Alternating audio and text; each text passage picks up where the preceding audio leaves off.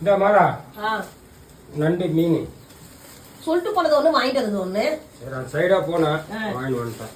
சரி அப்ப என்ன மீன்? இது பாறை, தேங்காய் பாறை.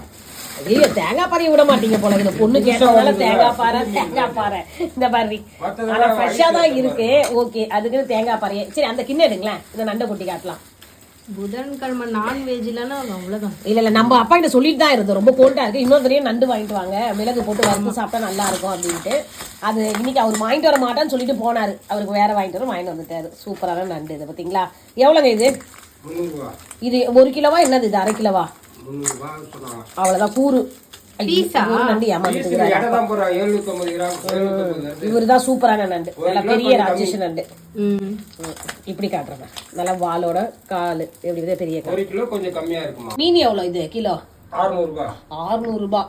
புதன்கிழமை எப்பவுமே நான்வெஜ் எடுப்போம்பா. இப்ப அப்பா வாங்கிட்டு வந்து கொடுத்துருக்காங்க. இப்ப நண்டு பாத்தீங்கன்னா இந்த கூறு நண்டு வச்சிருக்காங்க, 300 ரூபாய் சொல்லியிருக்காரு. இந்த மீன் வந்து பாத்தீங்கன்னா 600 ரூபாவா இன்னைய ரேட்டுக்கு.